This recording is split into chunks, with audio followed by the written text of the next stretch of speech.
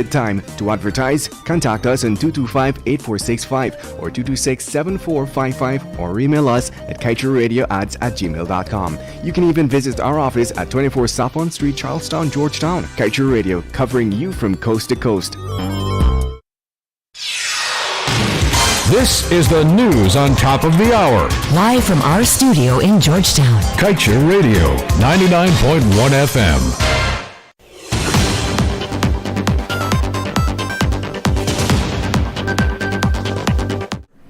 Good evening, time check for you 19 hours 1. My name is Amrita Koshal and this is your nightly newscast in detail.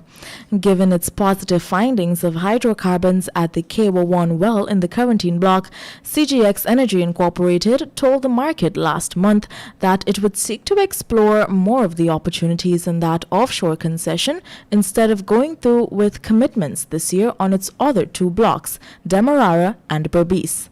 In fact, CGX in its latest financial report said that it would not engage in drilling activities on the Demerara block in 2022. However, on February 21st, the Minister of Natural Resources, Vikram Bharat, informed CGX, which is a partner on the block with Frontier Energy Corporation, that two commitment exploration wells must be drilled on the Demerara block per the terms of the Demerara Petroleum Prospecting License and Associated Petroleum Agreement prior to February 12, 2023. CGX said it will nonetheless seek further dialogue with the Ministry of Natural Resources regarding this order.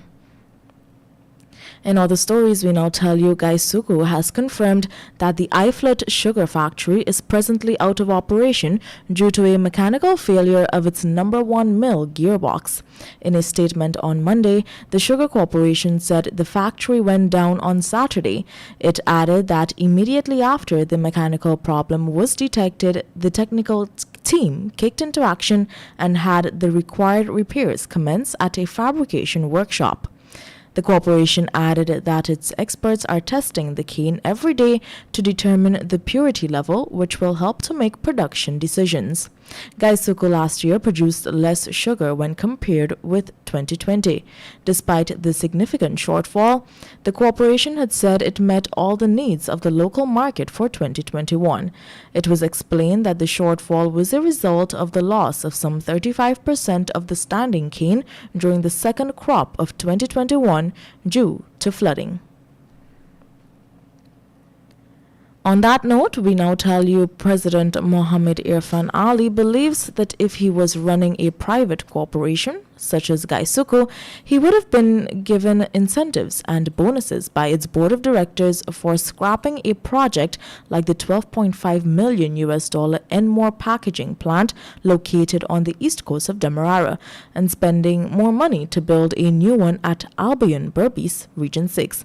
At least this is what the president told reporters at a press conference he held on Sunday. His government on February 16th had included the packaging plant in a 55-acre land deal it made with a 52% owned Guyanese joint venture, Gyson's K&B Industries, Inc. According to reports, the company acquired the $12.5 million plant owned by Kaieteur on a long-term lease from the government and intends to transform the facility from its original use to package sugar into a manufacturing hub to support the oil sector. And moving on, GPL is mulling an increase in light bill charges as fuel prices have reached $140 per barrel, thus driving up the company's operating expense to a whopping $4.5 billion monthly, while electricity sales merely account for $3 billion. CEO for the company, Mr. Bharat Dindayal, during an exclusive interview with this publication, said that while this increase is not presently being reflected on customers' bills, it may very well be an option if the electricity consumption is not reduced. In a statement, GPL said that the events unfolding in Europe, particularly due to the Russian invasion of Ukraine, has impacted the fuel costs, which are likely to further increase. It added that this development means that GPL has to utilize every dollar it collects to meet its operating expenditure, and the financially challenging position cannot be sustained at current fuel prices. Dindayal explained that customers must therefore reduce their electricity consumption, as this would also trim down the company's fuel costs and operating expenses by extension. The time has now moved on to 19 hours 6. We will return with more news for you shortly after the break.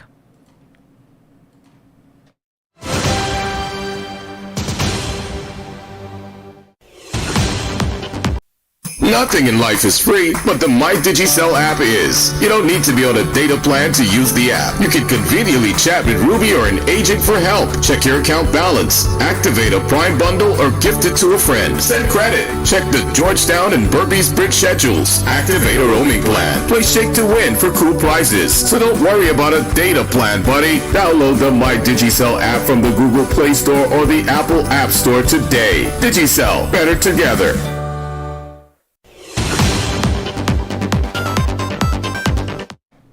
And we now return with more news in detail. ExxonMobil's subsidiary, EEPGL, recently submitted an application to the EPA to conduct a 12-well exploration and appraisal drilling program in the Kaieteur license area offshore Guyana. This exercise, once approved, would start in 2022 or 2023 and conclude by the first quarter of 2027. According to project documents with EPA, the Kaieteur multi-well program aims to gather data on the reservoir characteristics, hydrocarbon presence, pressure, and temperatures. If the presence of hydrocarbons is discovered, EEPGL said wells will be tested to establish the limits of the reservoir. Additionally, the productivity of wells and the oil or gas properties present will be tested. Once the proposed drilling operations are complete, the exploration well would be permanently plugged and abandoned. Kaieteur News understands that the project will generate hazardous and non-hazardous wastes. However, EEPGL assured that all waste streams for the project are expected to be managed in accordance with a comprehensive waste management plan. Moving on, Guyana has submitted to the International Court of Justice in The Hague, Netherlands, its memorial on the merits of its case against Venezuela. The submission takes the court one step closer to ruling on the matter. The submission is as required by the court following its decision of 18th December 2020 to hear the case. The decision was a confirmation of its jurisdiction, that is, to decide the merits of Guyana's border claims. The court case stems from the dispute between Guyana and Venezuela over the ownership of the Essequibo region.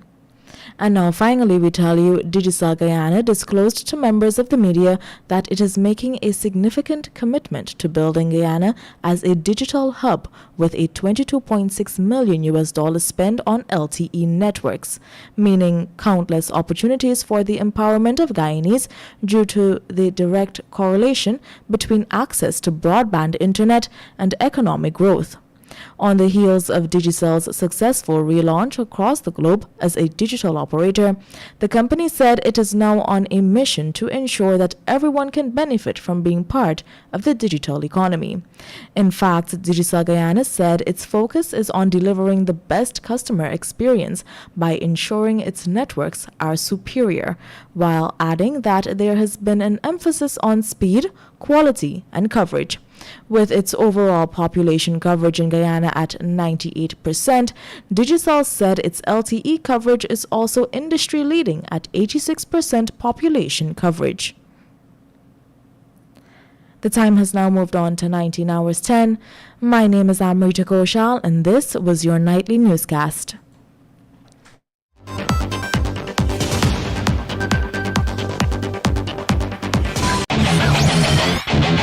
Want value for your advertising dollar? Then place your ads on Kaieteur Radio's newscasts. Streamed live on 6 different mediums, reaching hundreds of thousands. Advertise today and watch your dollar grow.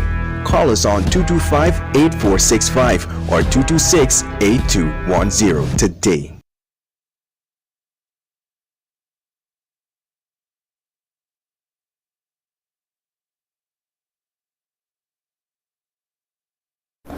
Fellow citizen, Yellowtail Lefort project can bring about a change that all Guyanese can have a brand new car and a house at the very least in the first few years of this project. But do the leaders care for you enough to do it for us? Brothers and sisters, as the owners of this massive oil wealth, you people are too silent while the foreigners, along with your leaders, are getting richer by the day with your oil. Both governments continue to issue permits from one oil project to another without correcting this highway robbery committed against this nation. Permits for Liza 1, 2, and 3 were given on a platter for the oil companies to continue their thievery of our wealth. Time is running out for the audit of $20 billion from those 3 projects. Brothers and sisters, instead of Vice President Jagdeo focusing on doing the audit that can save Guyana billions of dollars, Jagdeo is running full speed ahead to approve another $10 billion oil project. My fellow Guyanese, Vice President Jagdeo can put a hold on this project and get so much more that Guyana can become the Caribbean Dubai overnight. He can stop Guyana from paying billions in exploration costs now. He can install the ring fencing provision now to save Guyana billions of dollars. He can demand that ExxonMobil and all the oil companies pay their rightful taxes. There you go again.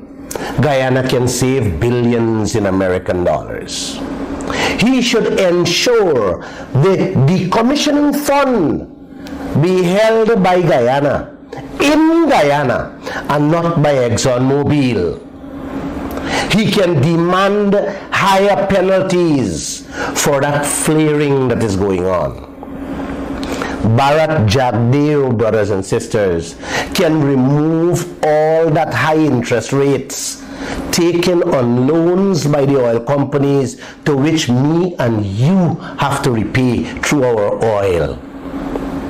He can remove that 2-year time limit Exxon set to check their books and bills right away with this 4th project. He should refuse to grant a permit for this 4th Yellowtail project, uncle, until full cover insurance is secure to protect Guyana and the region at large. Mr. Jagdeo should not even think about